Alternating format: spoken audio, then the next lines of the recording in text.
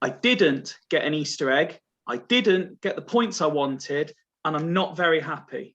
Other than that, I'd like to welcome you to Fools Rush In STFC Fan Chat, and not quite as on the whistle as we were doing during lockdown, but more on the whistle than I'd probably like, because I'm not my usual calm, composed self. I didn't react to today's defeat very well at all on our WhatsApp chat, in fact. Slightly more positive is at least one member of the panel tonight, but there's certainly plenty to discuss. So let's start with the hellos. First of all, Ben, safe journey home, I trust? Yeah, no, a bit of an eventful journey, but no, we got home in the end, had some pizza and feeling a lot more acceptant about life and where we are. And I feel I'm all right today. I'm all right this evening. I'm in an okay place. Acceptance certainly isn't a word that I would use for our next panelist. Hello, Woody, how are you? Hi.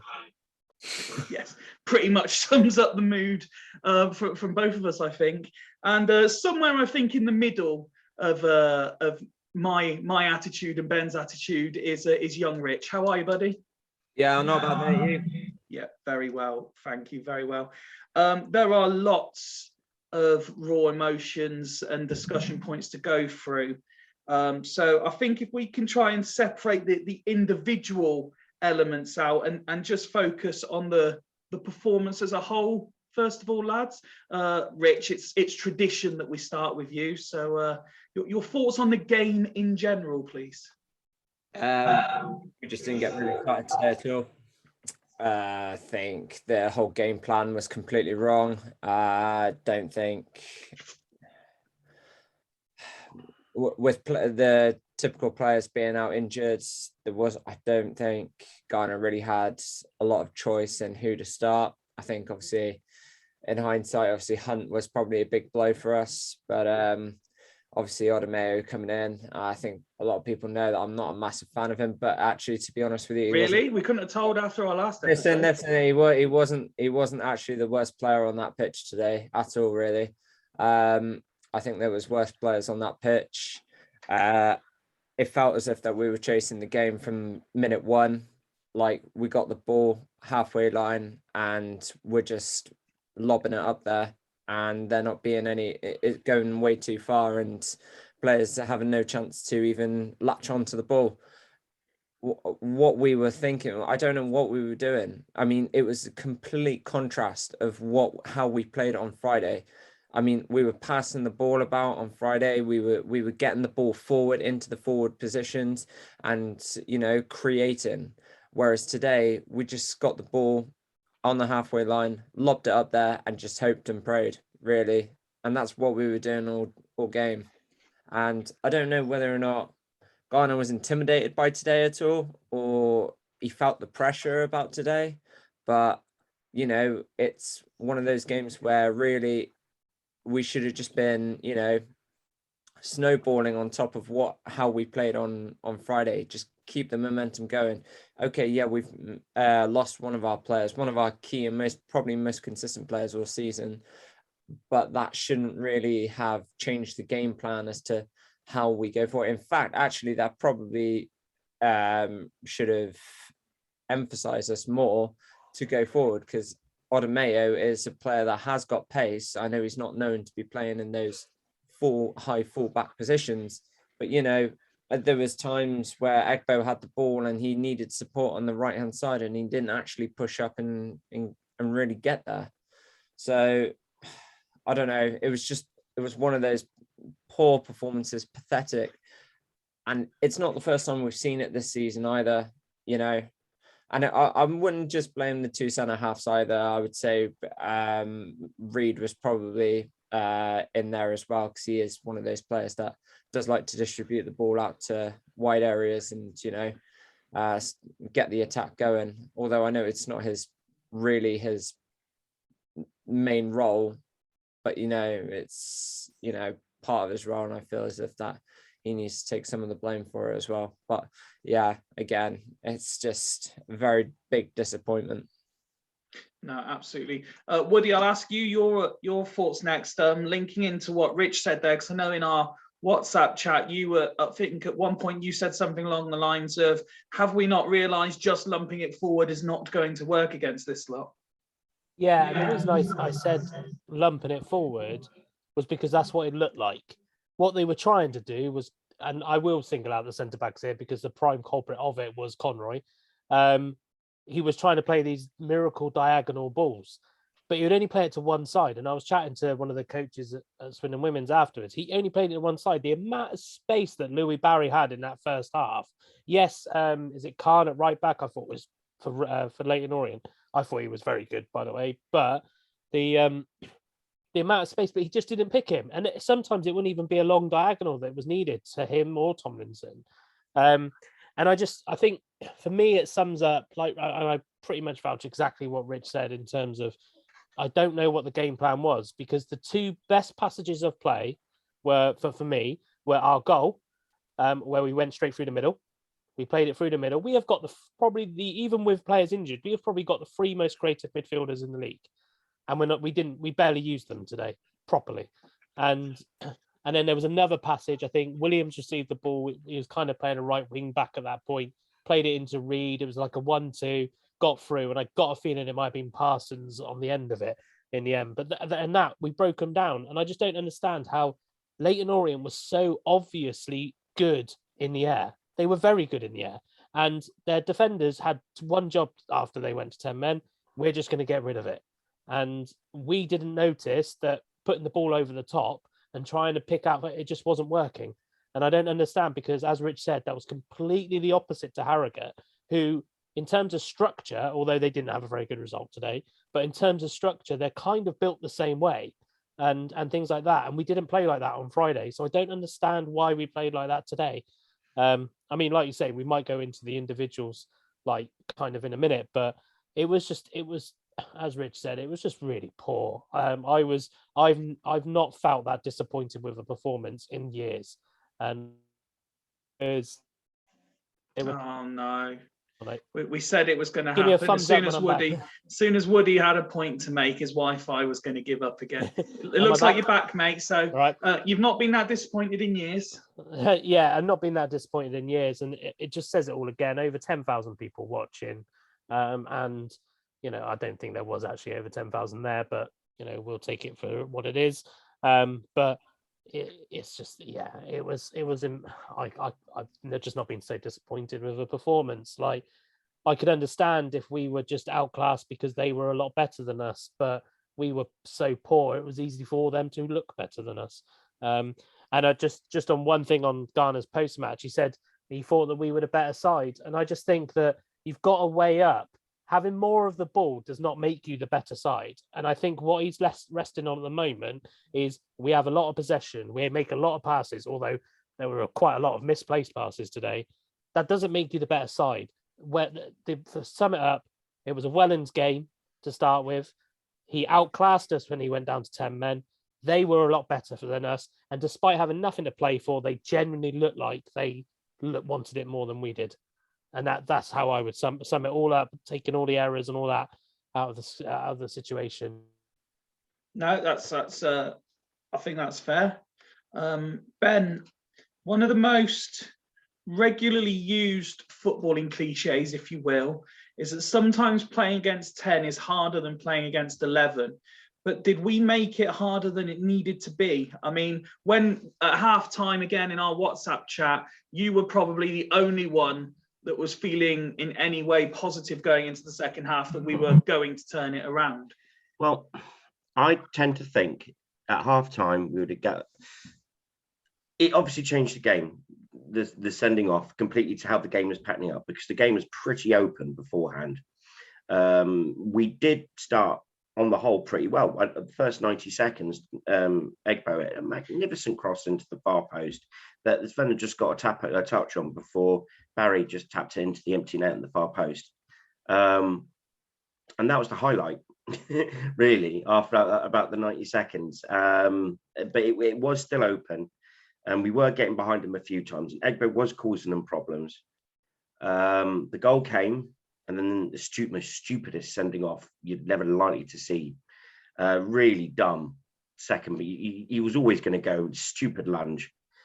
And you're thinking, right, okay, we'll take stock and we'll have a go. And for the rest of the first half, though we didn't really create anything, we sort of camped out on their half, and I was thinking, well, second half, they just keep some intensity going. Eventually, they're going to crack, and then we'll get one, and then the ground will explode, and then we'll get them bricking it and getting all sixes and sevens, which happened for about 5 minutes after we made it 2-1. They were all over the place after that, and then they really got their bearings and managed to get the grip of the game. But that was my thought process at half time.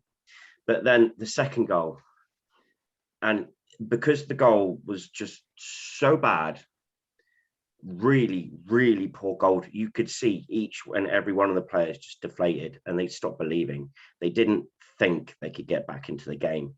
And though there was huff and puff, they didn't think they'd get back. The ground just died. All you could hear was the Orient one. Everyone was fed up. Everyone was like, oh, season's over. And the players kind of did the same as well. They didn't believe it. And then they got one, and then they all woke up again, and the crowd woke up again.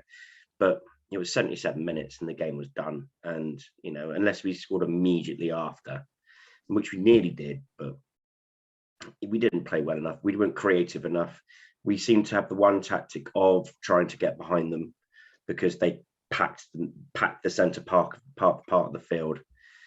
But we have enough creative players to cause havoc in that back four. We just didn't play well enough to it.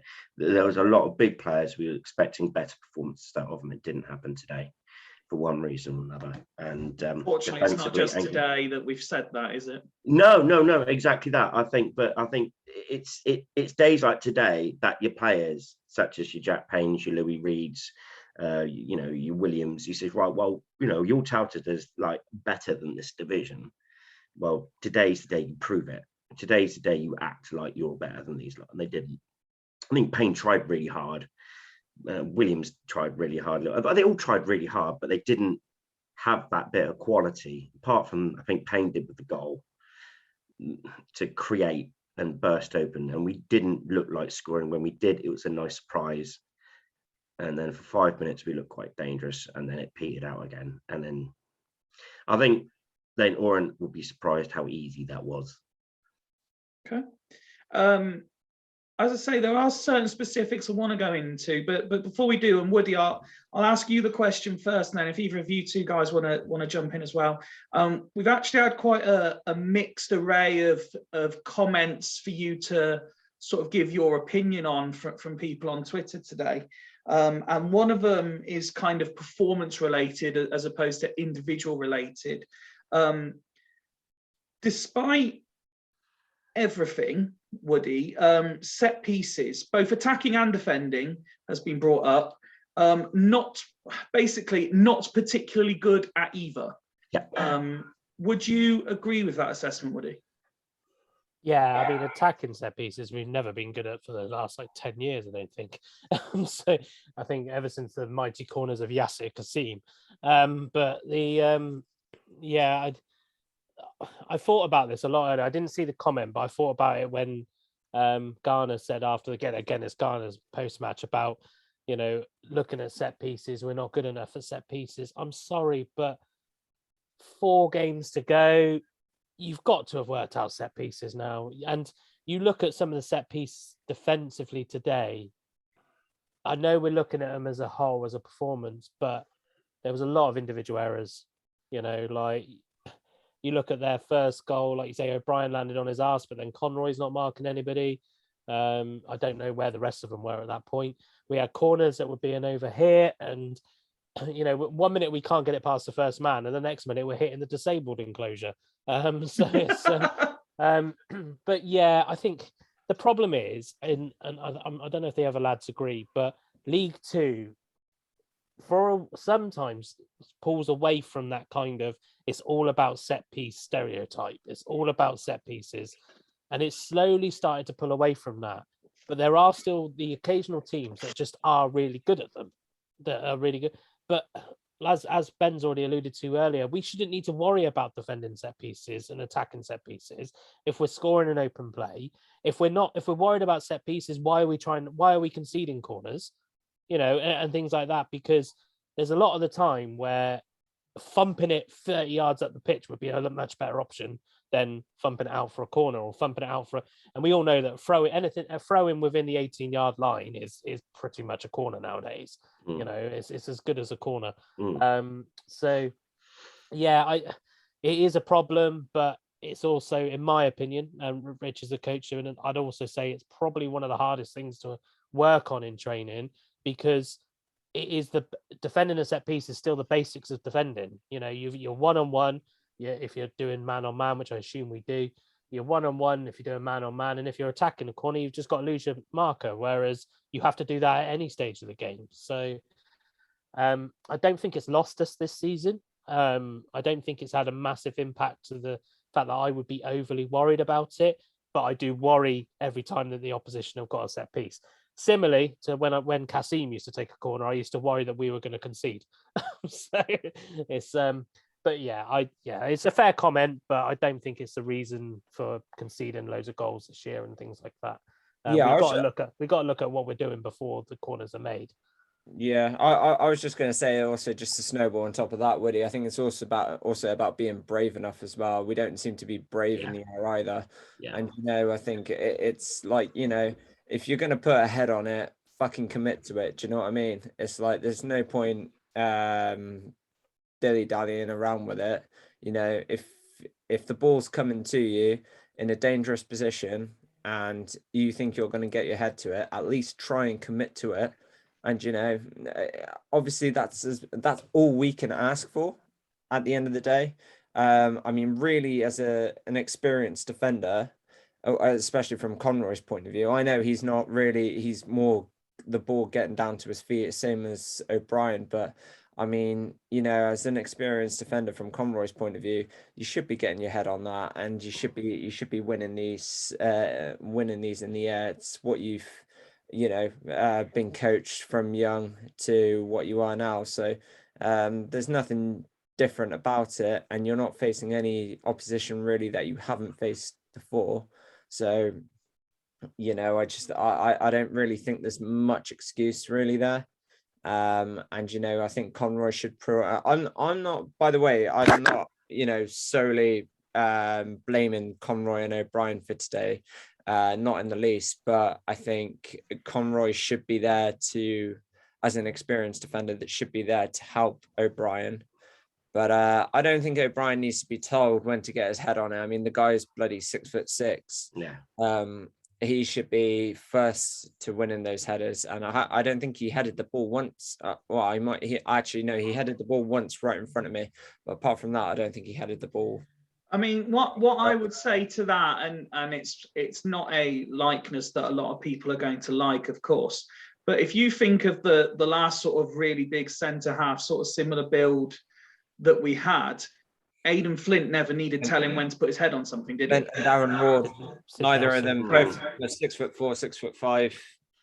Yeah, I know. Like I say, they were always first to win in the heads. But I will say though that they're Flint and Ward, compared to Conroy and O'Brien, they are two completely different centre halves. Of course, the one difference that they shouldn't have is to be heading the ball.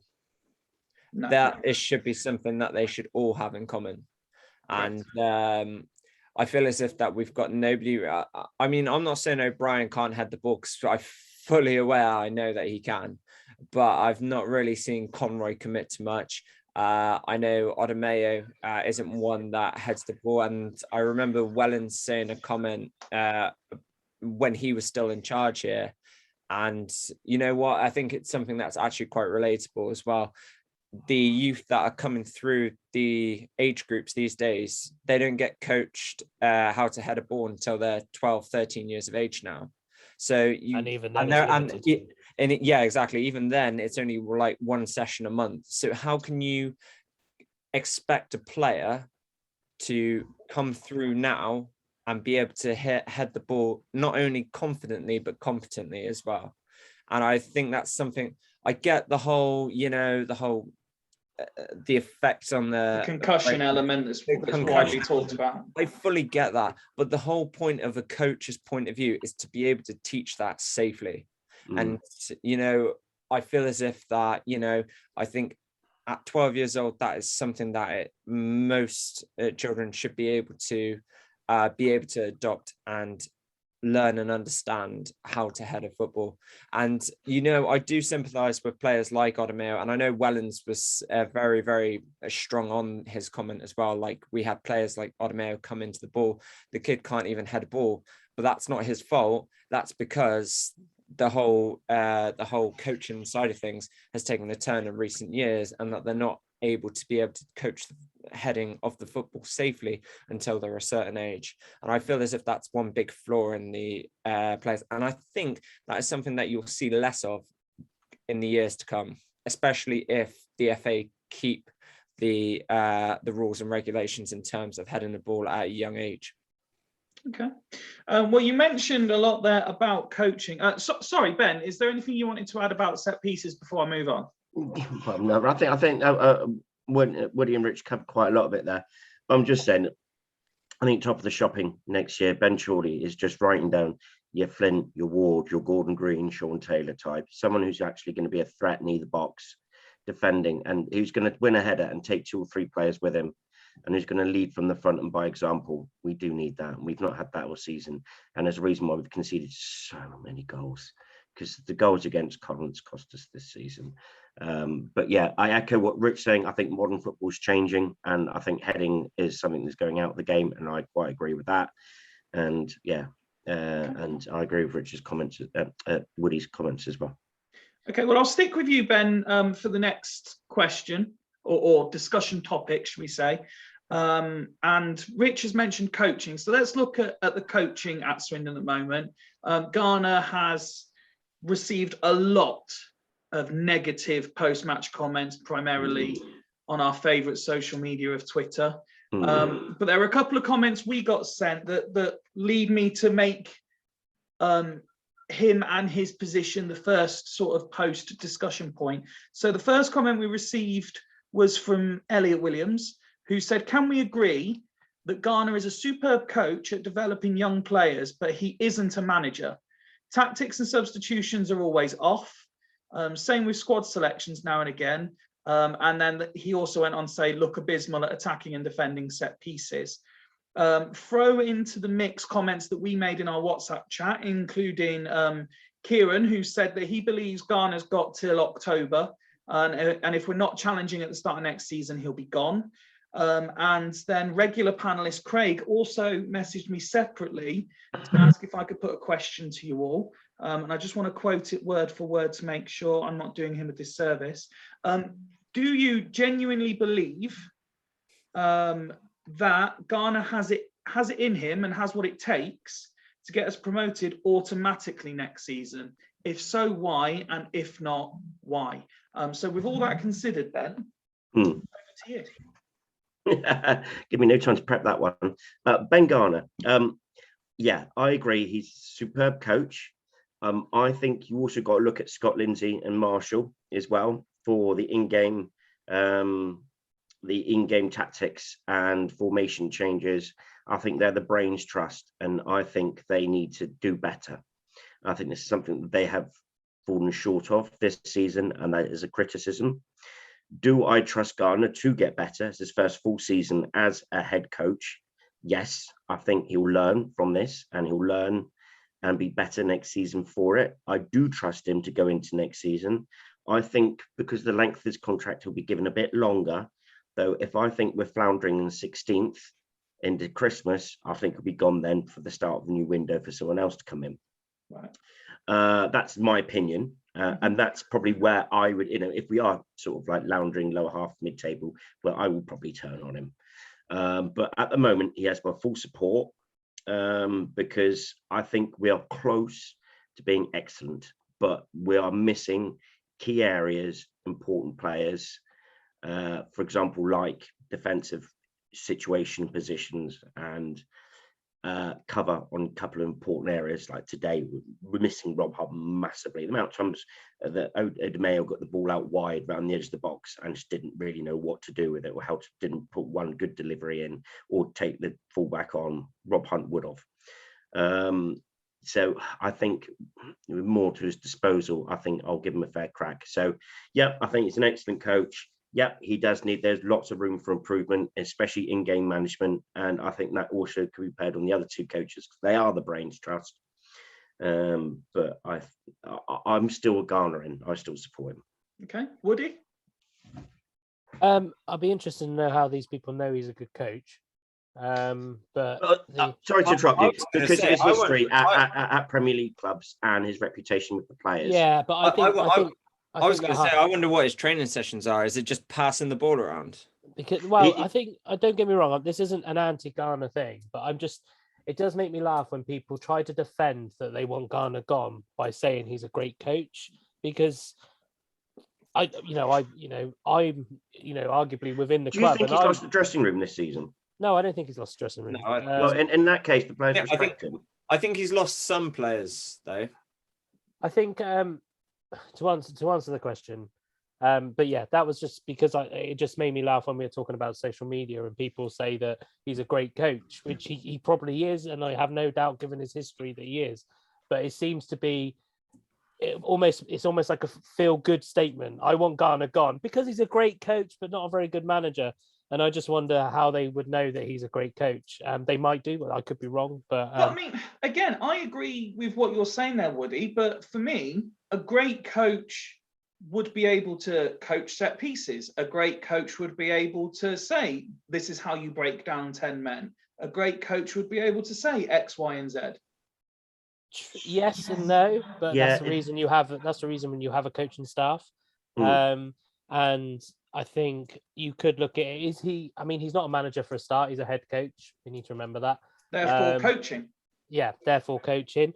So when we're basing it on, is he making the right managerial decisions? Yes, no. But should we give him a little bit of leeway because he is a head coach? Can we afford to give him leeway? Those are the questions we should be asking, rather than the other thing is who the bloody hell's. I mean, every manager has their day. We all thought that Phil Brown was going to come in and do a great job. No, we didn't. We didn't think Phil Brown was going to come in and do a great job. Okay, well, most people did. And you look at Di Canio, nobody would have taken a punt on him except for Swindon.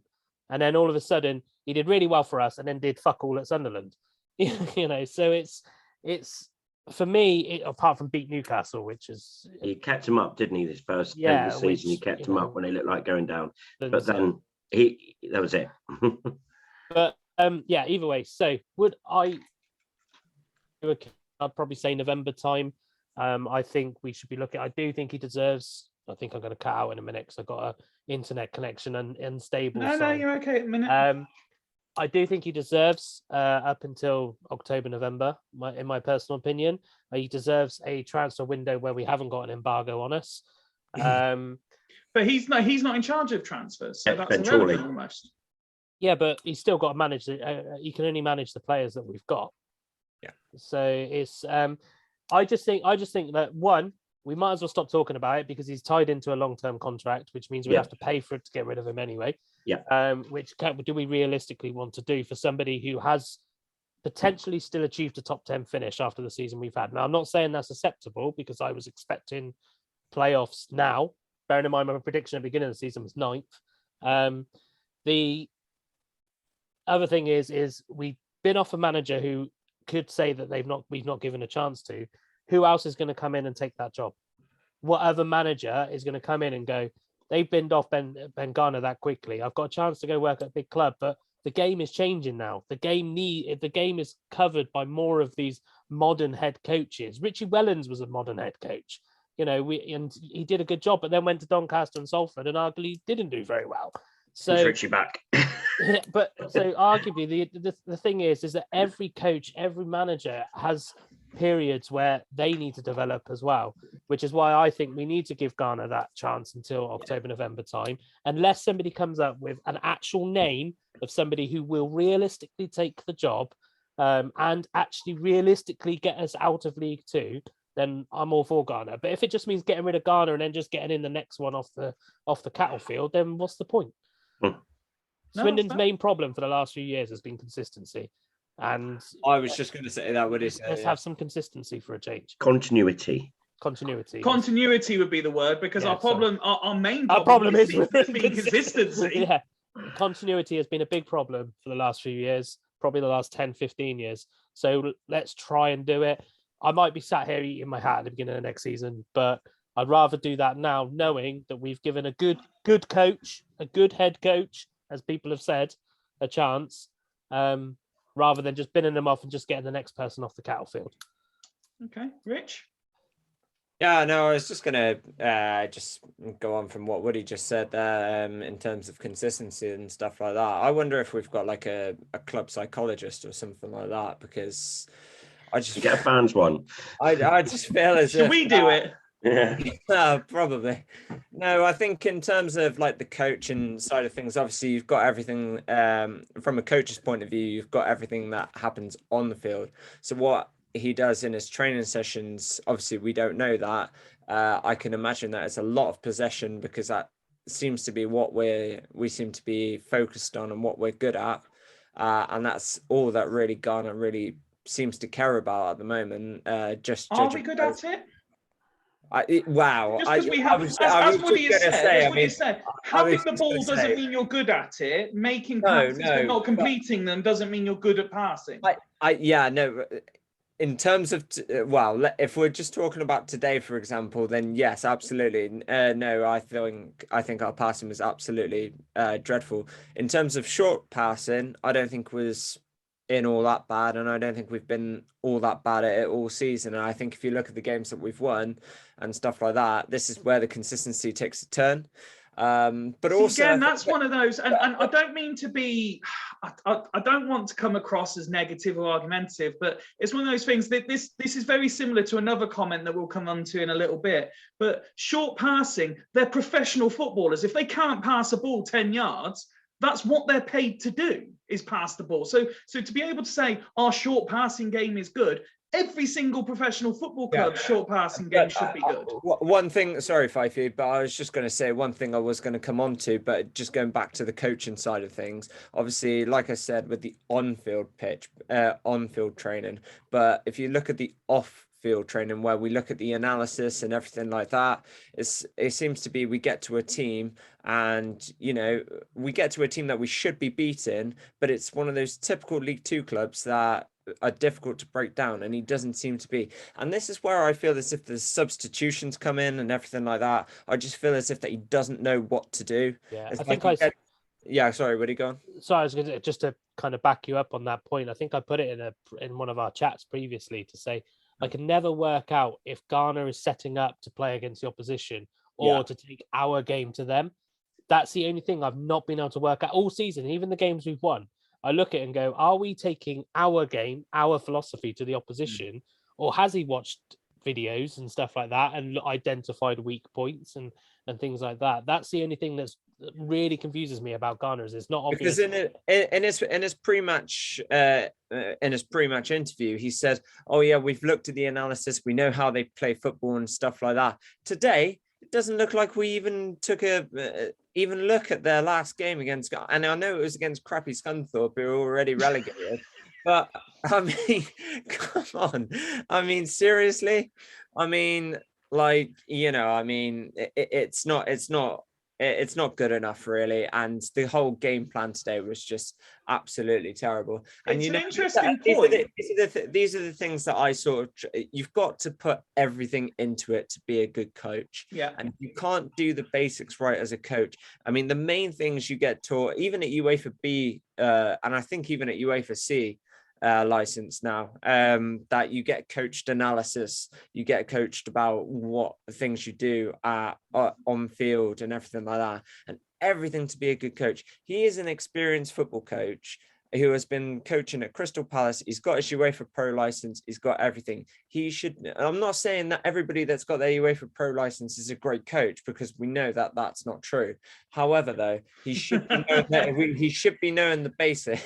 He should be knowing the basics, and really to get our league to have the players that he has got in this team, we should be easily getting out of this league. Well, So can I feel as if that's one of those strains. I'm not a Garner out, by the way. No, and if I he think needs to it's sort of- worth saying that largely as a panel, not just us four, but everyone within the group, largely are Garner in still.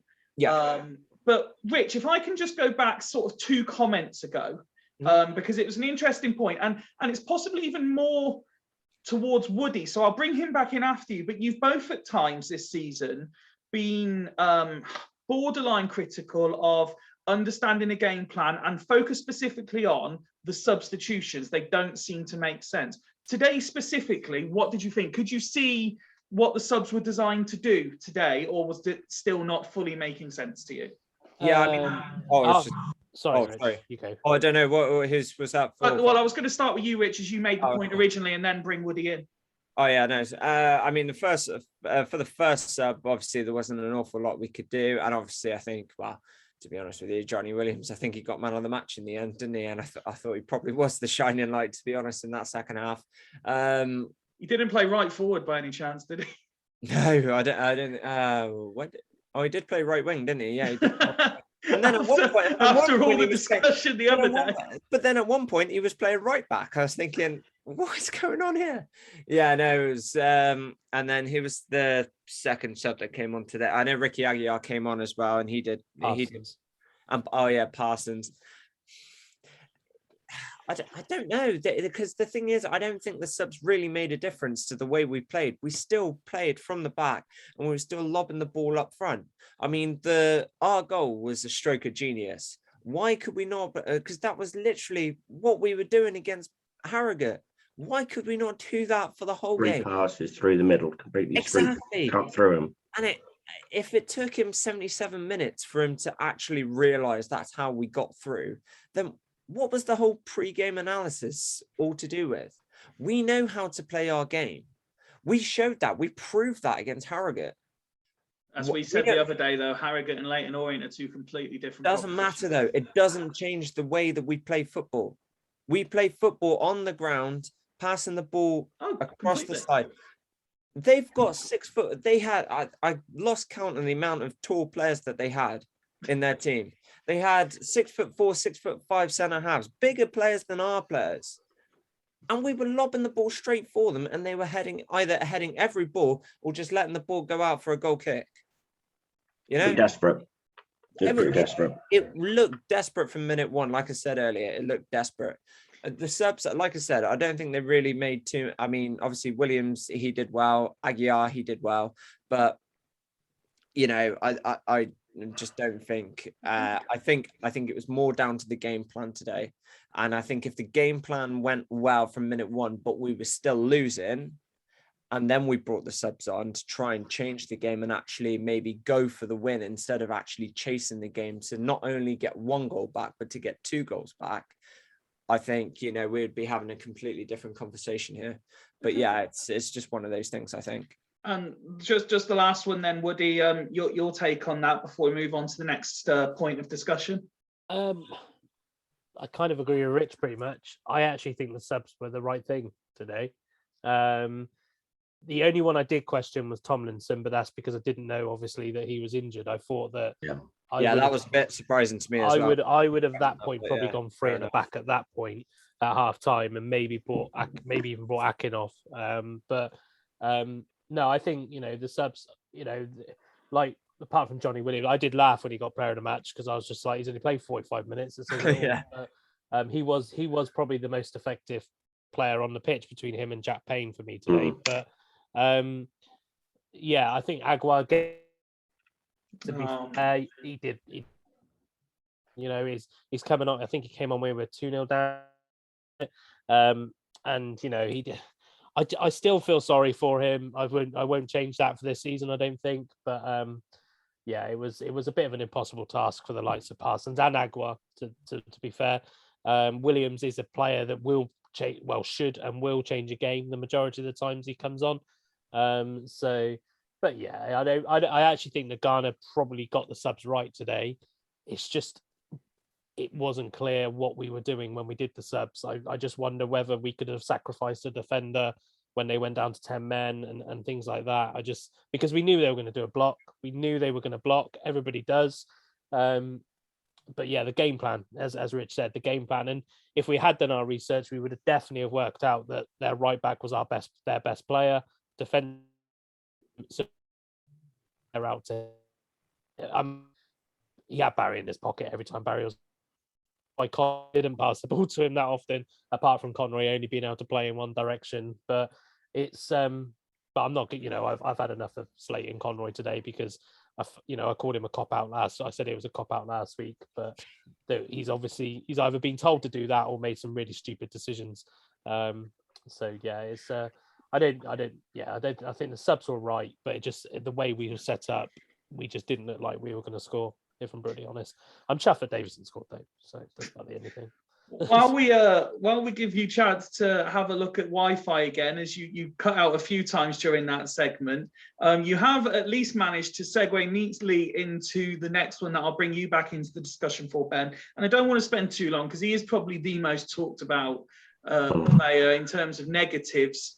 But there were comments sent to us again about Conroy.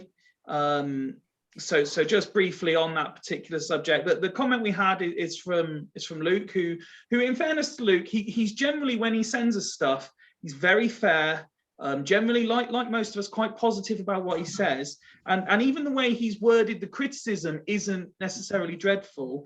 I'll just bring up his comment on the screen here. Where's Conroy? This season, Conroy's performances have ranged from 10 out of 10 to dog shit.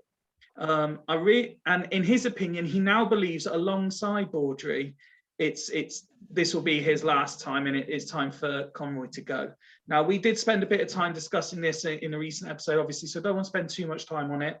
But again, in terms of players on the pitch, he seems to have been made the scapegoat, although a lot of people said no one deserves any credit at all, no one deserves praise, etc., etc.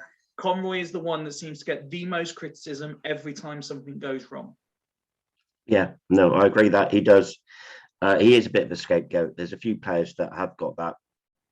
However, I do believe his time at Swindon is coming to a close now, I think, in respect of both him and Swindon Town. It wouldn't surprise me if he ended up at Orient in the summer.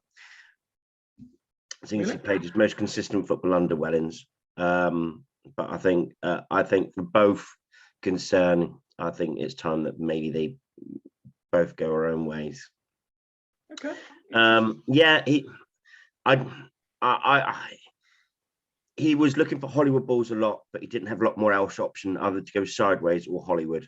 Swindon seemed to have gone into a front seven line and wait for it to be pelted over, which goes against the grain that we've been playing all season. We don't have a big hold-up striker. So that's so we were just trying to get behind him and expecting Conroy to play quarterback.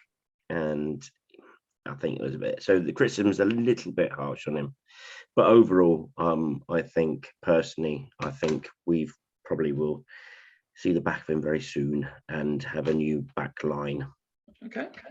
Do either of you two want to jump in on this before we move on to the next main discussion point?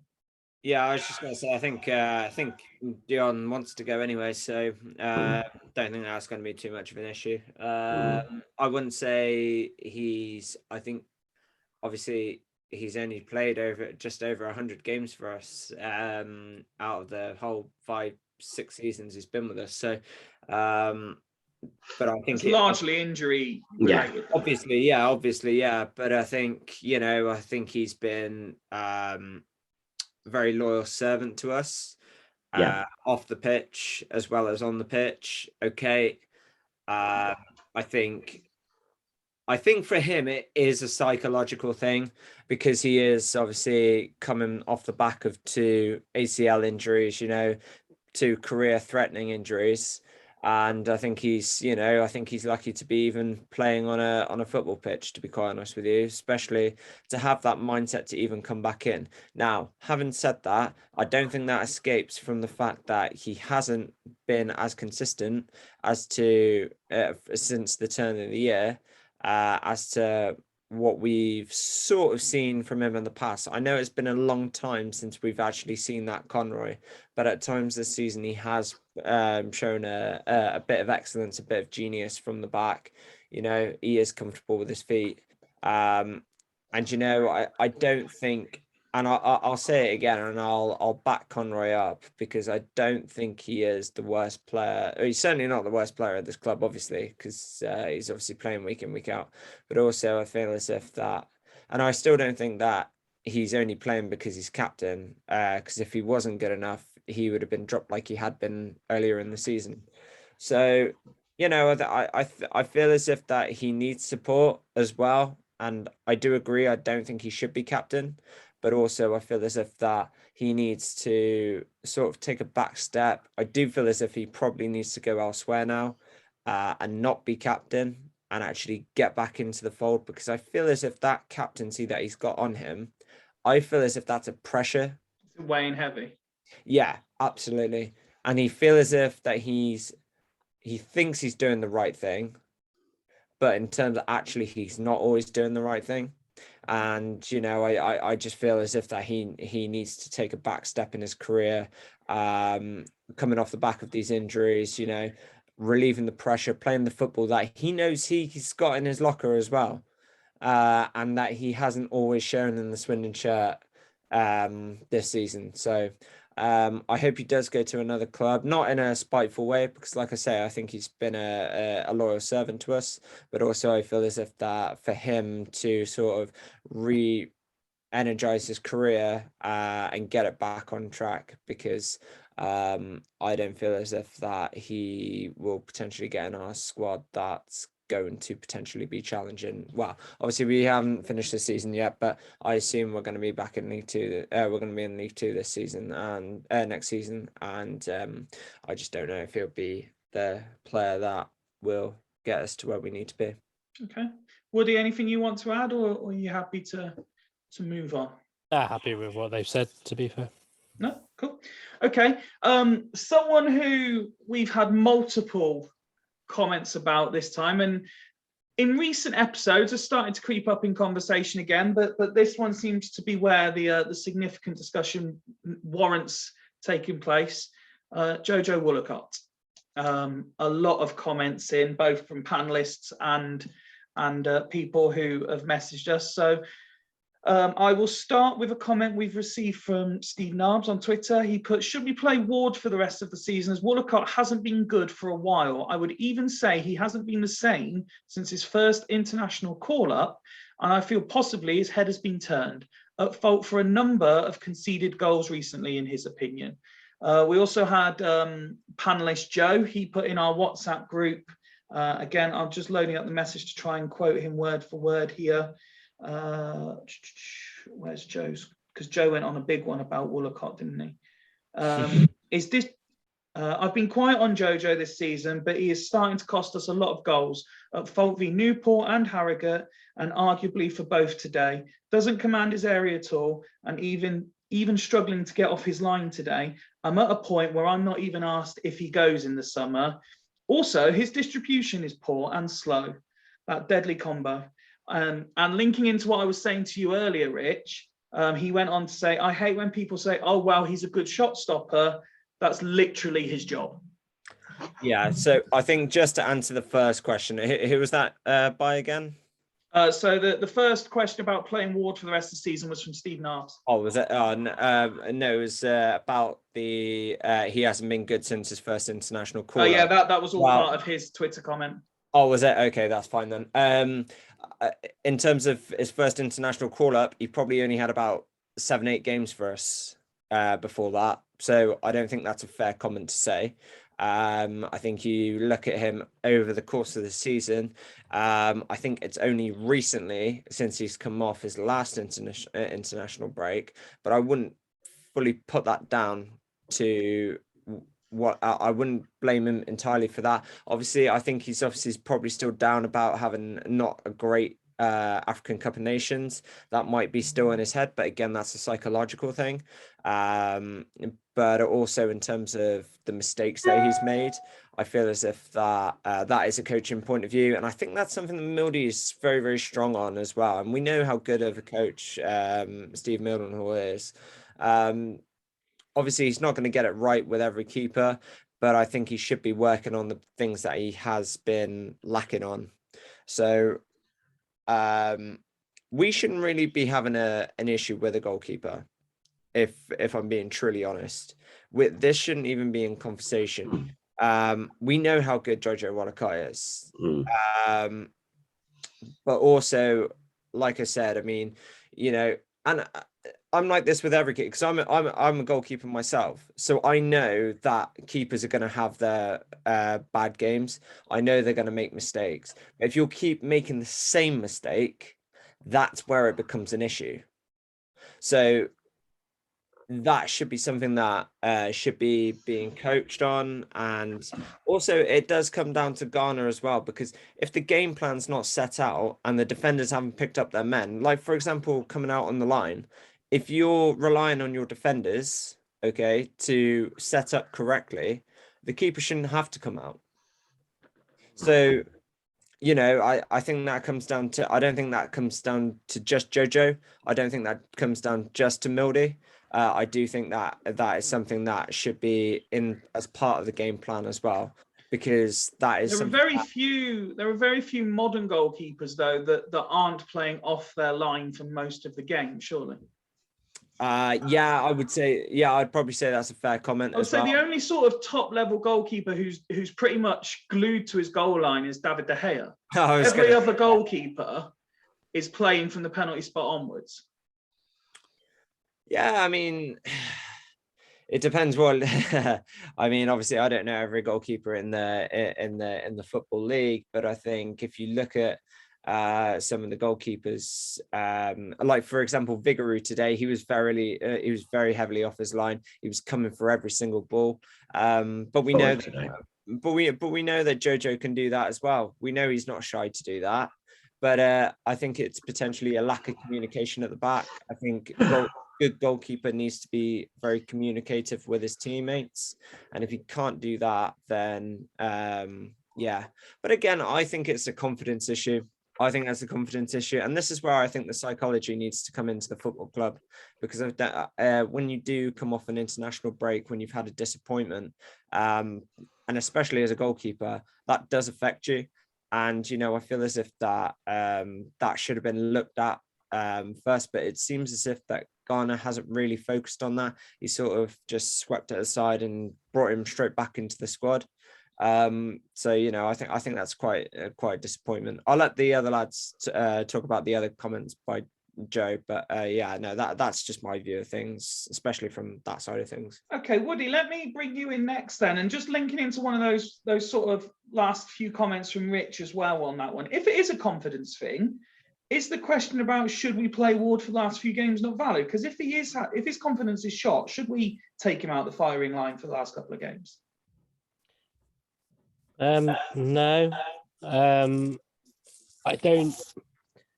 don't fully agree. I know that Woolacot's maybe could have done more for a lot of the goals, but as Rich said, there's, we shouldn't be having this discussion really. It shouldn't be getting to that stage. And by the way, there is definitely something wrong with my Wi-Fi, because even you guys were cutting out earlier, and I don't normally get that. So I do apologise, and if it gets my nerves, I'll chop off. Anyway, sorry, yeah. So I seem to recall us having all these same conversations about Vigouroux. The moment he got, a sniff of the Chile squad, everybody all of a sudden is like, oh, he's not performing since he's done this. Jojo, for me, I'm going to be brutally honest, he may be a bit low in confidence at the moment, but in terms of where he's going wrong, is exactly the same issues we've had with him since game one. And I don't think Lewis Ward will... I like Lewis Ward, don't get me wrong, I actually quite like him, but I don't think he's going to be a massive improvement, if I'm brutally honest. I don't think that's the issue. I would put Woolacott to blame for the second goal today, but not because of the actual goal itself, because of the events that led up to the goal, where he should have commanded his area and things like that. But I'm not going to... I just realised he's 25 as well, so I can't even defend it because of his age, even though 25 is technically still quite young for a goalkeeper. But no, I think we've got a lot bigger issues. We're in League Two. We can't expect to have the world's best keeper. And I do want to come back on the shot stopping comment. because yes, he is a good shot stopper. Yes, that is what he's paid to do. If every keeper was based on what they were paid to do, there wouldn't be many goals scored in the league. So I kind of think that yes, his strength is that kind of top corner shot stopping. I trust him with anybody having a shot from outside the area. Bit so on him on one-on-ones, but at the end of the day, as you said, Fyfie, it's the modern day goalkeeper. Similar to what we said about the modern day defender. They're taught different things now. The priority is different and things like that. It's, I look at like academy warm-ups and stuff like that now, and 80% of the warm-up is done with their feet. And, and you just think, are we being fair here to put so much onto Woolacott? Okay, let me, not that I'm disagreeing. I'm kind of taking a devil's advocate approach to a lot of comments, just to try and make it a fair discussion. So not that goals conceded are strictly a goalkeeper's fault, of course, we know that. There are various things leading up to this. But just to put that comment there into perspective, so we're sat here tonight, we have conceded 52 goals in the league this season. Okay, there is only one team above us in the league that have conceded more, and that's Newport, who've conceded 53. So that's one more goal than us. Okay, there are teams below us in the table. So again, if we look at it, Leyton Orient 42 this season, including, I've gone further down, Barrow, who are sat 21st, have only conceded 50. Now, I know that's not a great deal of difference, but they're a team that are threatened with relegation. We're a team that's supposed to be getting promoted, and we've conceded more goals than them. Now, it's not just the goalkeeper's fault, but you can't even blame, the goalkeeper at some point has to take some responsibility for the ball not going in the net. So to be devil's advocate on that devil's advocate, how many games have they drawn that they've literally just stuck? How many games do they play against the, like Bush, like Rich just said, how many games do those teams part the bus, and things like that? So it's but it's a fair comment. It is. I have to admit, I didn't realize we conceded 52 this season. That's quite high, and but I think the way that we play, when we do play, we don't defend. We play to attack. So I'm not surprised at the same time. But as I always say to my keepers, and I know you're right, is there are certain keeper errors, but it has to get past 10 players before it gets to the goalkeeper. Absolutely. Keepers, and Rich will know, and obviously I say the same about my own keeper. Keepers are very delicate little souls. And it's a very isolated position. There's I envy it. I've played in goal a few times myself. I enjoyed it for a little while, and then I hated it when I started conceding goals. So I kind of do feel for them, because a keeper makes a mistake, it's in the back of the net.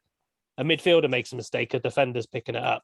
A striker makes a mistake, he's probably going to score later on in that game anyway. So, we could... Or not is the case, maybe. Yeah, well, not is the case. But we could easily enough flip it onto the other side and say, well, if Woolacott was at fault for 2 goals today, was up the end, Oh no! Just as you were defending him, that's it. I'm done now. But the same way as why aren't we scoring at the other end? It's you could look at every play. You could put a blame game like that really easily on people. You can. But I don't. But it does all relate. You're right. It does all relate. But I primarily put our defensive record this season, and this is going to probably cause a controversial opinion, down to the amount of times we've had to change our back four. I'd agree with that, because that is such a big factor in any game. Yes, you're right. They should still be able to do one-on-one basics, but the chemistry has to be there for a back four. And we look at today. Could we even, I know he wouldn't have been able to play, bless his heart, could we even say today that Baldry might have made a difference? Because Baldry and Conroy have played together for the last 3 games or whatever. So it's one of those things, isn't it? It's Hunt, take Hunt out of the equation. I know it was forced upon us, but look at the difference in our back four. The balance had gone. Akin Odemeo, like Rich said, he's not as forward thinking. So, but I don't think just looking at the keeper or looking at individual errors is necessarily why we conceded a lot of goals, because we scored a hell of a lot as well. So we have 67, in fact. Ben, anything else you want to throw into the GK Union debate? Yeah, well, I will also just say, I know Woody says that he's 25, but this is also his first season as a regular keeper in pro football. So there's a lot of work for him to work with Maidenhall with, because we've not. Fyfie is fuming at that comment. You Right. know, Okay, you got right. to remember, so Ben, we have to Ben, qualify this. We have to qualify this. Okay, it might be his first full season as a #1 goalkeeper, but he has been training to be a goalkeeper. If he's 25 for what, 15 years? Okay, it's not like he's suddenly been given a pair of gloves and said go and play for Swindon Town. it's different in a development game. Okay, because how many It's different players, on a training forget Swindon pitch. Town, forget our emotions towards Swindon Town, how many times do we see a 17, 18, 19-year-old player, where whatever position it is, go out and play for clubs in the Premier League and they're being called up for England, right? Because they're 17, 18, 19. They're doing the job at the level they're at. So whether he's 25, 35 or 17, if he's given the contract, it's because he's deemed good enough to do it. Yeah, but we've not seen him in that. He's not regularly played in goal in a first team match in an intense situation in front of a crowd. Okay, but That is strikers completely haven't different played than in front of a playing crowd. They in can front still of go a and score development game with goals. 3 men and a dog. It is completely different. The circumstances are different and the pressures are different. And then I was just going to mention pressure. If you look at most of the League Two clubs this season, I mean, I'm not saying that this is a factor in it or anything like that, but you know what we were doing with Vigor this afternoon whenever he takes a goal. But he's just laughing his ass off now. But yeah, no, whenever a goalkeeper goes to take it can just affect things, and like whenever you're conceding. Wait, so now fans chanting your shit eyes putting him off? No, but he will get better. He will get better because he's done these mistakes in game situations that we probably would be glossed over in a training camp. In a training situation, we've seen them make mistakes, and now Maidenhall can watch the videos back. The goals he's conceded, this is right. We are seriously going to work on the way you dominate your box, your communication with defenders. We need to work on that. We also need to work on how quick you get the ball out your feet and how you start the attacks. We also need to work on that because everything else is pretty banging.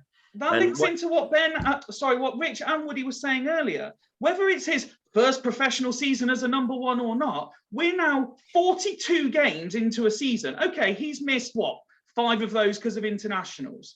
Okay, so he may have had 36, 37 appearances. But if he hasn't worked out what he can't do this season yet, then he needs to take some blame. The coaches definitely need to take some blame. Because I'll be talking about Milton does need to have a look at himself and thinking, why hasn't he got?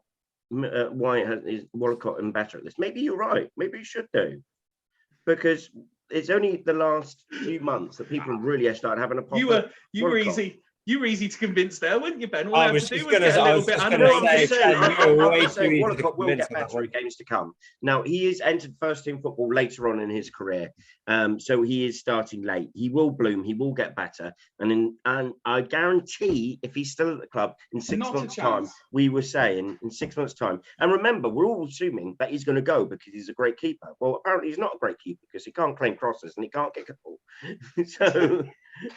So I think there's every chance he might stay. Just because he's got to a World Cup means he's a great goalkeeper. Well, yeah, it doesn't. So let's not forget we've seen some awful goalkeepers at World Cups. And if he's still at the club next season, I guarantee you he will be better at both.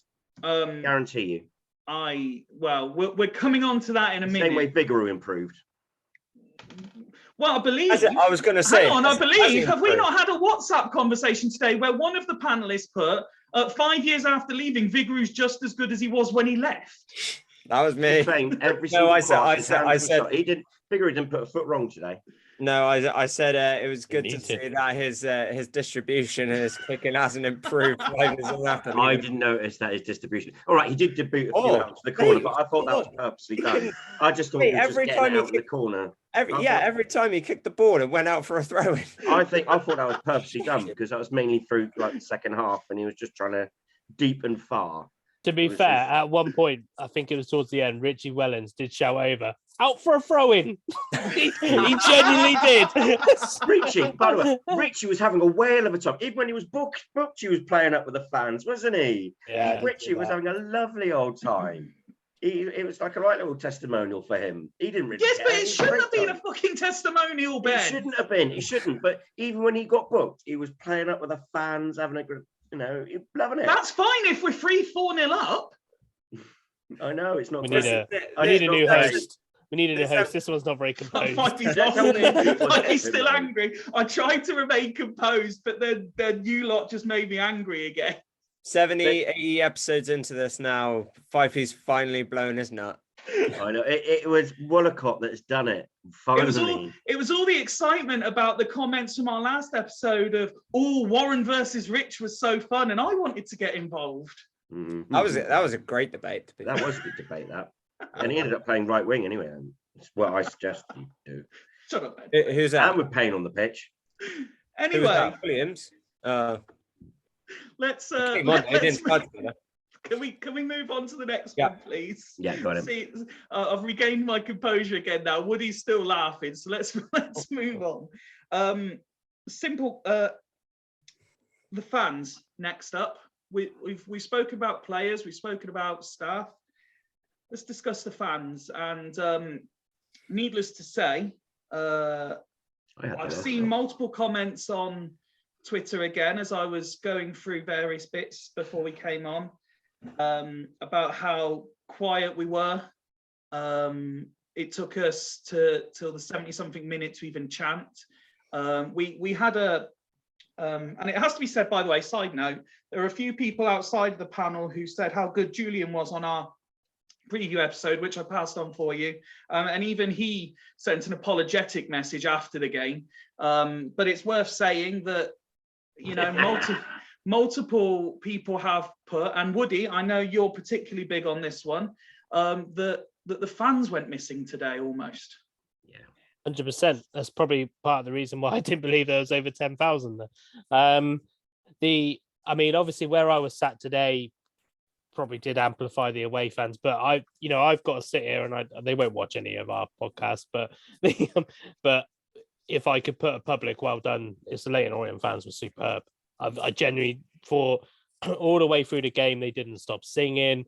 They were very, very much behind Wellens, massively behind Wellens. They had a song for nearly every single bloody player, which is something that we don't do. It just seemed today the only time we made noise was when Vigouroux had a goal kick. I just think that I don't know what's going wrong with us at home, because there's been a few games this season where it's been really dead atmosphere. And I know we could say that they need to put something on the pitch to liven the fans up, which is partly true. Yeah. But I just think that, as we've all mentioned about the acoustics of the town end and things like that before, but even the town end today, and I could barely hear them. Even when we scored, I have to admit I wasn't looking when we scored. But even when we scored, it was still very, it was only when the Don Rogers started chanting "Come on, Swindon," and the Arkles started to join in. That was the only time we really had an atmosphere. If we were doing that from the moment their player got sent off, that would have been a really intimidating atmosphere. It should. No, because I'm going to agree with you here to a point, but we're chasing playoffs. Okay, a lot of the fan base are disappointed we haven't got automatic. It should have been like that from before. Oh, yeah.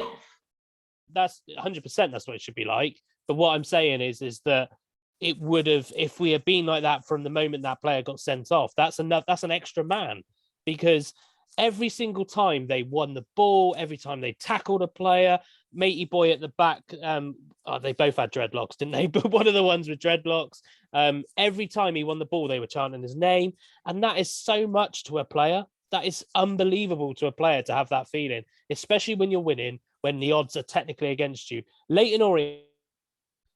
Oh, not again. Oh. Am I back? Yep. Just give me a thumbs up. Whenever I go like that, and then go like that when it's back on again. But yeah, I'm going to sort that out later. But yeah, I just think it was disappointing for me today. I was expecting to be like dealing with Ember Rose crying at how noisy it was, and she fell asleep for the first half, so we obviously weren't very noisy. But it was just it's just a bit disappointing, and I just wonder whether it's this kind of fans that don't normally, and I don't want to criticize fans that don't normally go because we need numbers, but we've had over 10,000. We can't be having different people every week. So surely people have started to learn the songs. People have started to feel the atmosphere when we're winning and things like that.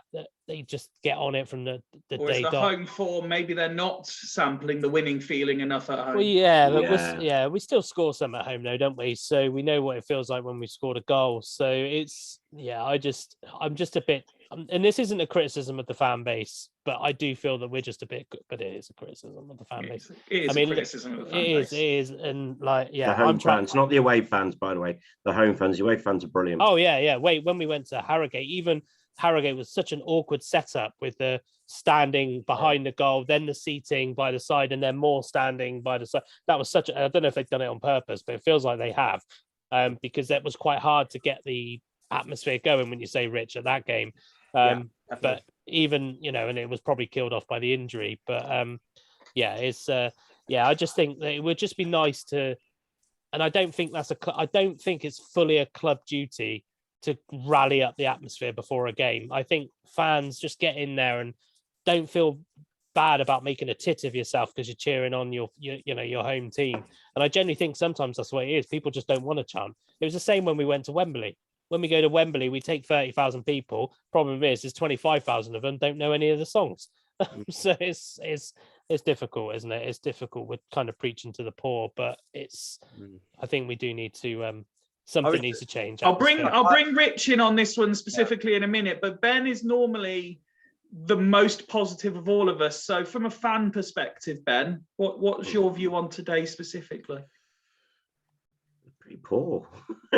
Just a bit, I'm going to be honest with you though, it has been pretty poor, and it's been pretty poor all season. There's a number of factors that we've not won that many games, and the football's not been that thrilling at home. Away from home, we've been scintillating and we've been great, and our away numbers and our away support is probably the best in the league. The town end, which is usually where most of the noise comes in a ruckus, and there's just a whole the T2 lot, nothing. When Don Rogers used to be mocked and Arkles used to be mocked for the lack of noise, it now generates the noise, and they're the sit down brigade. So I don't know how you fix it. We've discussed it in previous pods. I'll tell you one way to fix it. We need to stop focusing all of our town end this is, and I'm speaking to you, town enders. The town end tossers, including myself. I mean, I don't do it anyway, but I'm in T2 when I go, and I sit there and I think, why is the first thought is to slag off the keeper? Every time it comes down, to slag off the keeper. Yeah. They spend more time chanting at the opposition keeper, Vigaroo or not, than they do cheering anybody's name. When Dion Conroy scored the winner against Oldham, not a single Dion Conroy chant. It's just I know. And can we just get rid of that stupid shot, get battered everywhere you go, and that sort? Actually think of some original songs, and like the Egg Boo song. Sing that. Sing about our players. Sing, Wise Men Sing. That's rarely been sung. All that sort of thing. But not the stupid. When we get battered everywhere you go. It's done to death. Done to death now. It's not unique, it's not funny, it's not original, and it's now tiresome. Sing something else. Rich, as the man on the squad with the most amount of appearances this season, where do you stand on the subject? I think the difference between obviously the away support and the home support, I think away is always more vocal than home. Listen though, I mean, from my perspective, I think when you go away, we're not allocated seating, so everybody can sit or stand wherever the hell they want. So that's obviously one large section of the away crowd producing all the noise, and once one large portion of the supporters generating the noise, that escalates across the whole stand, and therefore people will start singing and everything like that. So that sort of gets the momentum going and everything like that. I also think the pre-match as well, there was absolutely, I mean, I was walking to the stadium today, and honestly, I was in the pub before the game. There was no real atmosphere. There's nothing before the games. everyone was just. So you're not even talking just at the ground. You're thinking there should be a wider town focus on building an atmosphere. I do, yeah, absolutely. And I think we were talking about this on the way back from Harrogate, weren't we, Woody? Like on the side of the Don Rogers stand, there should be like a sort of like a bar there, like an open out bar section or something like that, to generate the fans coming together before the game, because I feel as if that it's not only like an indoor, because obviously you've got the Legends Lounge, for example, but it's a very conservative part, and it's not necessarily for the 60 pluses are in there. Exactly. Better, yeah. Absolutely. So I feel as if not stereotyping at all. Not trying to stereotype, but I'm just trying to, the normal people, like, for example, I mean, shout out to Great Western Reds. They've been very vocal all season. They always get the sort of crowd going.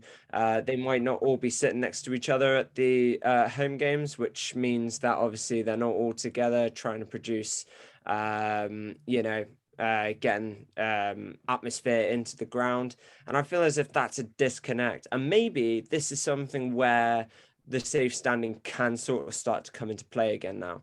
And I feel as because so that anybody can start stand next to each other, they don't have to be standing or sitting in their allocated seats, and I feel as if that will potentially produce the noise. I wasn't solely for safe standing before, but now if we want to generate an atmosphere in the ground, and we want people that we know can produce the atmosphere that we know they can do, like they've shown at away games, I feel as if that is something that potentially can be and should be probably inputted into the stadium now. Okay, thank you, gents. Next, to be fair, I think we can kind of limit this one to a simple one-word answer from everybody. The question is simply, sat here tonight in 11th place, 4 points off the playoffs, are we putting talk of playoffs to bed? Woody? No, it's still mathematically possible. Rich? Yeah, I'm with Woody. Not until it's mathematically impossible. There's always a shot. There's always a shot that anybody can sort of slip up at the final hurdle. So, as long as we keep believing, anything's possible. But realistically, no. But good one-line answer, Rich. Sorry, but gotta. That's it. Got to get your point across, haven't you, Rich? Absolutely, yeah. Ben? Right now, I've accepted it. It's not happening. Okay. And you're the positive one amongst us. I that game, it's just the last two home games, Newport and this one, I thought it's not happening. It's not happening. No, fair enough. I would be a hypocrite if I didn't say that today I did put in our WhatsApp group. I think that's it. Our season's done. But I also have to balance that out by the fact that I've been the one in the last few episodes that have said until it's mathematically impossible, I will continue to believe. So, if we beat Hartlepool, this is the thing. I'm working it out. If we beat Hartlepool, I'm working it out, but I still think it's not going to happen. This is the thing. So off camera, I'll throw this. We don't normally discuss what we've actually said off camera, but before we came on, I think it was Woody that said, if there's one game, if we only win one game between now and the end of the season, it'll be Forest Green. And then Ben piped up with, we'll beat Hartlepool, and then we'll beat Forest Green, and then suddenly everyone will believe again, and then we'll probably throw it away against Barrow. It's true. So we're all sat here negative, but this time next week when we're recording again, we'll suddenly all be like, do you know what? We can do this. Lads, come on. Everybody after Newport game said that we were done, and then obviously as soon as we beat Harrogate, then that was it again. Everybody was like, yeah, we win on Monday, or we get a result on Monday. Here we go. I think part of the problem is genuinely, as a stereotype, football fans, including myself, we have a bit of a short memory as well. And we generally think because we were so crap and today. And a short fuse. Yeah, because we were so crap today that we're going to be like that for the rest of the season. But there's also nothing else to say that teams above us are going to lose 4 in a row. There's nothing else to say that that's not going to happen. And then all of a sudden we only need to win 3. If I'm it's not, your only I think factor we've in- made it bloody hard for ourselves, as I said the last pod. But it's I still think whilst it's mathematically possible, you just got to believe, because if nobody else will, then we might as well not bother. Well, the thing is that a prime example of that, look at the form Forest Green have had since the turn of the year. I know we're not looking at automatics, but look at their form. But a more pressing example is if you go back probably 6, possibly 8 weeks, a few of us, particularly you, I think, Woody, were saying, watch Mansfield. And suddenly they rocketed up. And have they now, I think they've possibly lost 3 in a row, and they're outside the playoffs again. Yeah, precisely that. I said, me and Wazza both said Mansfield and Salford would be the 2 teams to watch. And they have literally done that, haven't they? They've gone up and then right back down again, and then up and then right back down again. And Mansfield bottled it today. It's probably the nicest thing about League Two is the fact that there is so much inconsistency. Well, no one seems to want to cement their place, do they? No, which is frustrating for us because it was there. It was teed up for the games that we had. Didn't Exeter lose today as well? Exeter lost to Tranmere. Yeah, exactly. And you would have thought Exeter, last week I'm saying I think Exeter might beat Forest Green Rovers to the top. And now I'm sat there going, I don't know about that, now, because obviously they've slipped up. So it's 5-point gap again now. Forest Green Rovers were in the league at Argath? So that'll be 2 games time, won't it? Hmm. They've got a 5-point gap. So depending on what happens at the weekend, yes. Oh, great. Wicked. Fuck's sake. Wicked. Invite Kieran to that game. They're going to bring all their 12 fans to Fucking hell, not this They again. can have a little pitch party. They'll come get the fans on the coach with the players. more important. I think the fans would probably go into the stand and probably celebrate with them. Yeah, And well, they they'll come know they're down. not They'll gonna have have a any- coach. They'll come down on their tricycles. Okay, the next topic, for fuck's sake. Horse and cart You're going to have to put this Powered by episode into grass. 2, I think. and manure. I was going to say part 1 and part 2. Definitely part 1 and part 2, this one, Fyfie. The next topic, and I'm going to fly through these because it's based on a conversation originally that me and you were having, Ben, when I was feeling particularly negative on my walk home. And I was saying how staying in League Two, we will not attract as strong a squad, and despite having a transfer budget, it will not be enough there to replace what we're going to lose. So what I've done here, Ben, is I've written down the first team squad and very simply said whether they'll be gone or whether they'll stay. Yeah. Okay. So in terms of the goalkeepers, I've said Woolacott will be gone, Ward will stay, and Idem non-applicable. No, we'll go anyway. Really doesn't matter at this stage because we've not seen him. And then I've gone Odome will stay. Conroy, I just put question marks. After hearing you lot discuss him, I think he'll be gone. Baudry will retire. Cooper won't come back. O'Brien won't come back. Egbo will stay. Tomlinson won't come back, particularly as Posh look like they're going to get relegated, so he'll be first team for them next year. Yep. And Hunt will stay because we'll be in League Two. Yeah. Gladwin, I put question marks again and then changed it to stay. Yeah, he's signed a contract extension. Leyden will retire, I imagine, because of his injuries. Payne will be gone. JML, I put question marks again and then put stay just to annoy the pod. No, Williams will be gone. Reed will be gone. East will want to go, but he might stay. Aguiar will stay. Dabry will stay. And then strikers, Davison, I put he's the one that might come back. yeah, I think he'll come back. McCurdy will stay. Barry won't come back. Parsons I will want stay. Tyrese back. Well, Simpson is the last. Oh, I forgot Yandelo. Sorry, I put he'll stay. And Yeah, he stays. Signed deal. He'll stay. He's not going anywhere. And then he Simpson was the wanted- last player I wrote because I left like the other ones that have already come and gone out of the list. But Simpson was the other one I wrote down, and I put, despite what the fans say, he won't come back if we're in League Two. So by that list, if I'm anywhere close to accurate, Ben, 1, 2, 3, 4, 5, 6, 7, 8, 9, 10, 11, 12, 13 of our current first team squad won't be here next season. And I will say, in response to that, and it says, "Do you know what? You're probably right with most, if not all of them. I can't argue with any of that. I'm going to say I know I'm not going to say anything against any of that. I will say next year, this season, and as I put on the WhatsApp group, we've probably got the highest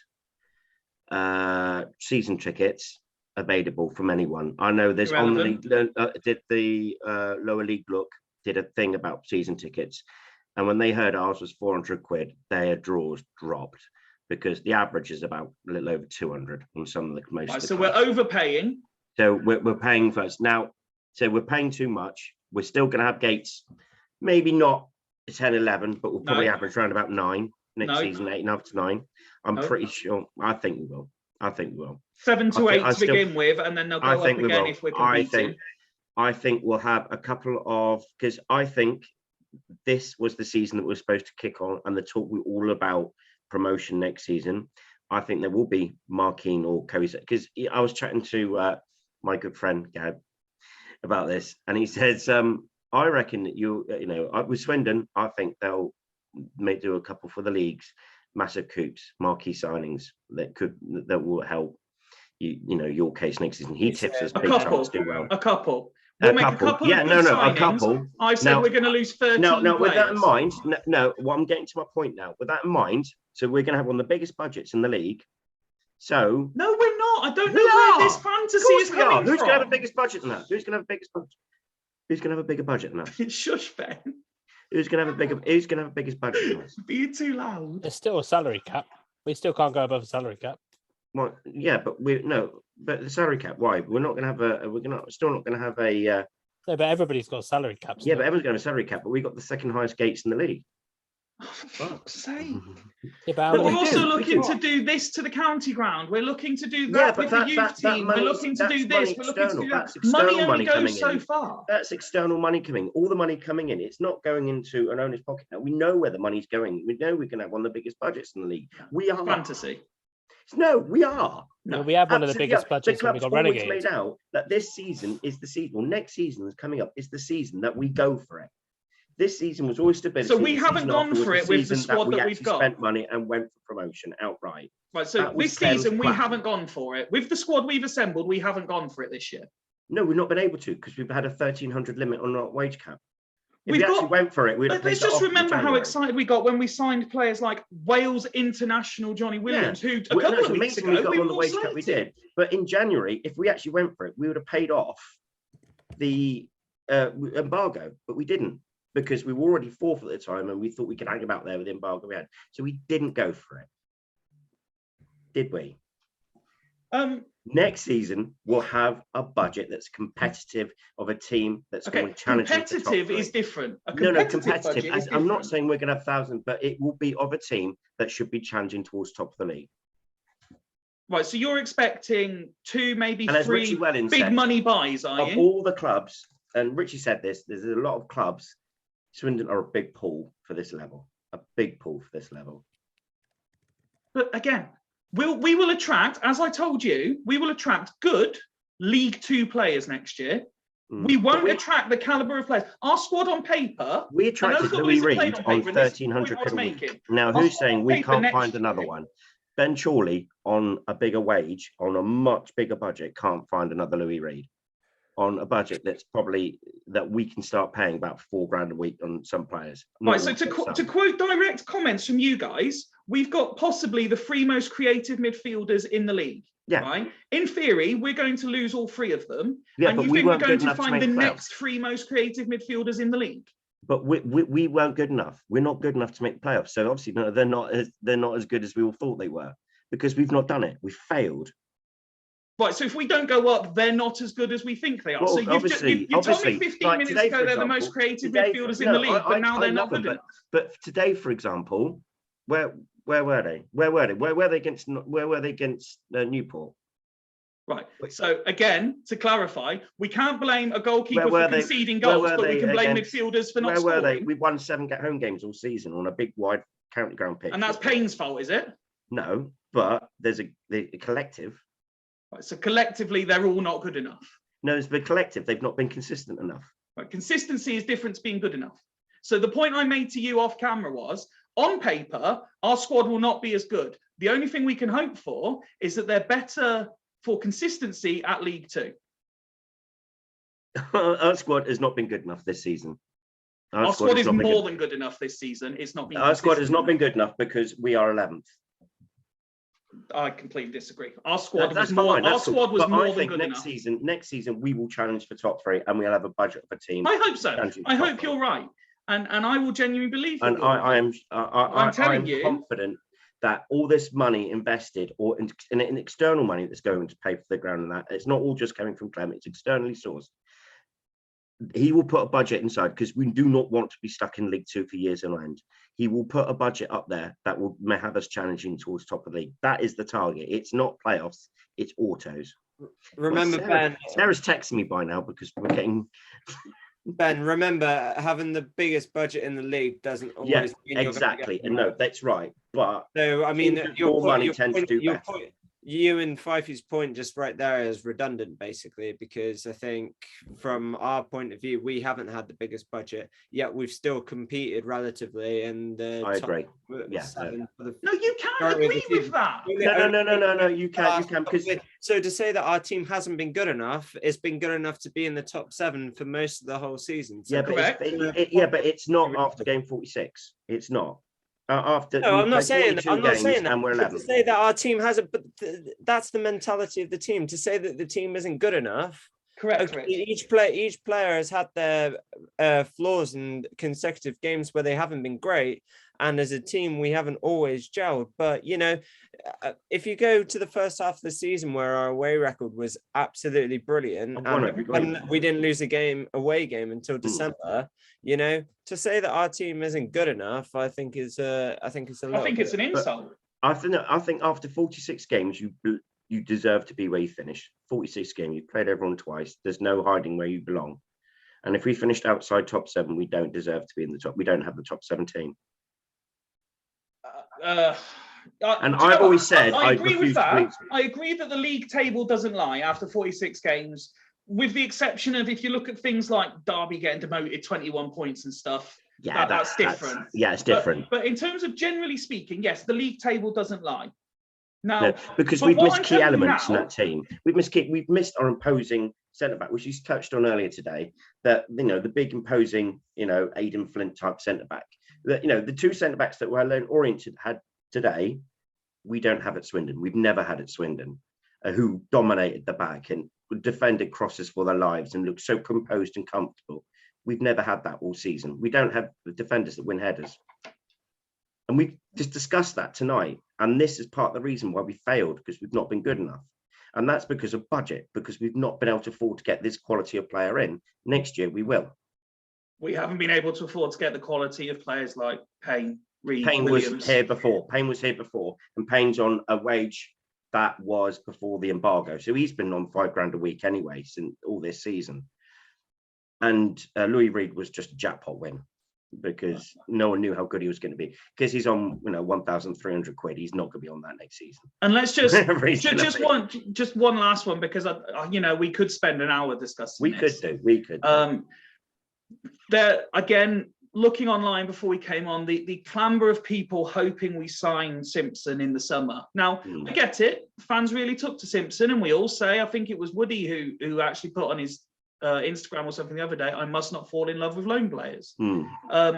Let's just remember Davison's scoring record. Davison, who gets slated, by the way, his scoring record is he's almost got the same amount of goals as Simpson in considerably less games. But yeah, everyone wants to sign Simpson because we were winning when we had Simpson. I've signed both. Oh, with this mythical massive budget. No, because Davison's going to be a free agent because Charlton don't want him, and there will be Tyrese, but but they don't want Tyrese either. But we'll have to pay for him. I actually think Tyrese. We get both. Tyrese's all-round game was so much better than Davison's. I don't know if I massively agree with that. But Woody's been laughing for the last 15 minutes. Now you've said that. So first of all, Simpson not playing for the last 6 months is probably going to work to our benefit if we want to go after him. Yeah. So that will be massive. I agree with you, Fyfie. I think it was Ben or Fyfie, whoever. I'd actually like to see them both at the Carry Ground next year. I said when we went to Harrogate, I said to Rich on the way back, I'd actually quite like to see them two together, because even though they're similar builds, they offer different aspects of the game. And I'm a massive fan of Davison. I've been really impressed with him. He's only 3 goals behind Simpson now with 12 games less. So his goal ratio is actually better than Simpson's. But yes, Simpson did bring other elements to the game. He was a little bit quicker, but he wasn't as strong in the air as Davison is. And I don't think Simpson could intimidate defenders as well. But then Davison's it's not his strongest point either. But I'd like to see both of them. I think we need to have 2 strikers, not necessarily up front together all the time, but 2 strikers we can rely on. You know what I mean? Yeah, exactly. I think Simpson would be a massive signing if we can get him on a permanent. And I think Davison would also be a massive signing. What we do need to do next season, relating a little bit to your previous comments, Fyfie, on the squad list, we have to get 2 strikers that are either going to play together or are going to compete against each other. Take pressure. We've got Parsons. Still here? There we go. I know but let's nurture it. Oh no. I know we've got Parsons. Let's nurture him into the game a bit, but let's get another experienced striker in. And Simpson is technically experienced. He's had 29 odd games or whatever with us. So yes, I think get Simpson over the line, get Davison back, and I think that's a great start if we can get those 2. Absolutely. Last question submitted, and again, I'll try and, or no, not me, you guys, try and keep this to 1 word where possible. And it's come from regular panelist Craig, along the lines of squad, assuming, and it kind of links into what we discussed, I think it was the last episode, or if not the one before that. Assuming that is it now, and we are League 2 next year, with the exception of JML, who would you be quite happy to see leave the squad? Poor JML. That was specified by Craig. It wasn't allowed to be him. Now, when we kind of alluded to this last time, it was like, if we got promoted, who would you happily not take with you? And I know you said Hunt, Ben. I'm presuming if staying in League 2, you'd be quite content to keep him in the squad. So who would you remove from the squad? East. I'll get rid of East. I don't think he's quite cut the mark, and he is a poor substitute for Reedy.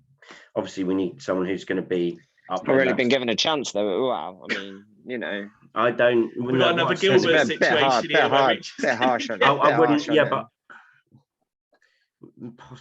I asked for one word answer, Ben. It's absolutely fine. There is no wrong answer to East. this. I'm going to say 1 word answer. East. You want 1 word? I'm going to say East because that's my opinion. I don't like. Rich, come back to me. Well, after Woody's given his 1 word answer, is the next 30 seconds going to make a difference? I can prolong it for you, Rich. I can prolong it for you. No. Just, yeah. I feel like I'm going to need to give a reason behind mine, and I've got a feeling it might have been discussed already. Go on. Jack Payne. Okay. Go on, then, give a reason so that Rich got time to think. Because of this massive $5,000 wage that he's apparently on that might be partly paid by Lincoln, but might not be. I think free that up on the wage bill and get 2 other players in. Personally, I love Jack Payne, but I just think if we're still in League 2, is he a bit of a luxury player to have? Probably. Rich? Yeah, I'm going to say Wallacott. But I'll give my reason about Wallacott. Is apparently he's already agreed to move. Right. I did not know that. That's all I know. That's apparently on the supporters group. But yeah, really. Well, so that's a cop-out answer, really. Which supporters group is that? The Facebook one, or is that the Swindon Town Football Club fans group? Okay. To be honest with you, I still wouldn't be overly fussed about Wallacott either. But that was just No, if it's Channel Forum possibly, but Facebook group, might be some bloke. So given how long we've already been on, I'm not going to do the preview. I'll hope to arrange another blog to preview Hartlepool later in the week. So to try and end on a positive, Woody, just mention that today was the Hergame 2 match as well, and also the posts that have been going out all weekend about the girls that have been over in Barcelona. Yeah, so obviously it's nice to see the Hergame 2. I think it went a little bit under wraps today, so I'm not going to allude on it too much. Let's talk about the girls' success. So yeah, a massive hats off to the foundation. For all of them, the boys and the girls setups did really well, evidently. I had quite a lot of interest because we had 8, 9. I think you told us 8. Yeah, 8 players, I think it is, out there, spread across 2 teams. The under 15s, which has my goalkeeper and my player who's not long come back from injury, they won their section in Barcelona. The other team came third, I think, which had the majority of my players in. And then they get the team that comes second was the other Swindon team as well. So really successful. So hats off to them, waving the flag over there. Well done. Really great work. I know how hard they've all worked to that. My assistant is obviously one of the coaches there, Ellie as well. So she was out there with them, and there's a couple of first team players like Gypsy Vivash and Alice Tellin and I want to say there's another one, but I'm probably wrong. That they were out there on the coaching aspect as well. So really good stuff, because you don't go on those international tournaments unless you've got something to shout about, do you? So it's brilliant, fair play to them. But her game 2 aside, hats off to the whole foundation setup, because the boys evidently did really well up in Blackpool as well, which is also coached by Swindon's very own Honor Fraser as well. So who's my assistant at who is Rich's assistant at Wanborough. So well done to all of them. And from me personally, a thank you to the club for inviting the women's setup today. Unfortunately, because of XYZ in Barcelona and it being Easter Monday, we didn't quite have the turnout that we would want in terms of players wise. Bless the PA. Somebody didn't tell him that we weren't doing a lap of the pitch at half time. But, thank you very much. And at the end of the day, it's about getting girls into football. It's a lot bigger than Swindon Town women. It was great. Like I said, I took my daughter to her first game. Melek, my oldest, she enjoys it. So, and it's about making it a good environment to them. And if I can say anything about Swindon this season, atmosphere or not, it's been a very welcoming club. So I think we're way beyond the her game too. So well done to Swindon on that. And it's really nice to hear you, who's sort of more like heavily involved in that side of things, say that, because I'll be honest, when it was announced, and again, I know it is a minority, but when you do go through and you read some of the stuff, even without naming names, there are 1 or 2 people that I know who were posted stuff that I just went, really, that's a really dickish thing to say.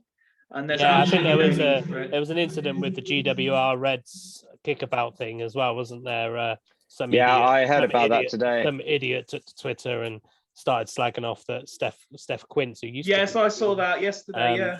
She joined in, and some idiot, I don't know who he is, but I've looked through his Twitter, and there will be people that slip through. There always will be, but for me, as you guys know, being involved in women's football, it's an inclusive game. Age, gender, disability, whatever. It's football's for everyone, and I'll always wave that flag. Yeah, absolutely. Yeah, absolutely. For me, that's not a new argument. That's not a new age argument. Especially on the women. Women were playing football pretty much properly before men. So it was only because it had a 50-year ban that's fell so far behind. Football's for everyone, and let's keep it that way. No, excellent. And unless I'm mistaken, because I know you last time you actually did the women's update, you explained that 2 of the 3 team seasons had finished now. Have you still got your cup final upcoming some point soon? So only the first team's season is finished. Okay. Devs still played. Devs have still got quite a few games to play. They played this weekend. They won 3-0 nice. On Easter Sunday, which is always good, because you would think that probably would have player availability issues. They are playing. I think they're playing this weekend. Yeah, they're at home this weekend. My lot, we've got a friendly this weekend, but that's just because they've had such a long break that I want to get them into motion. But yeah, we've got our cup final on the 22nd of May on a Sunday, strangely. So at Carn at Beaversbrook. So the details will no doubt go on our socials. So it would be great if people that normally follow Swindon, just come down and show a bit of support. That'd be great. You got a time yet, Woody? I think it's 2:00 in the afternoon. Oh, is it? Kickoff. Okay. Yeah. but I probably still won't be drinking on the stag do the night before. Oh. Yeah, but no, but yeah. So, and obviously the development team are still charging for that title. You know, and we've just, if I can, Fyfie, I'll put a little plug out.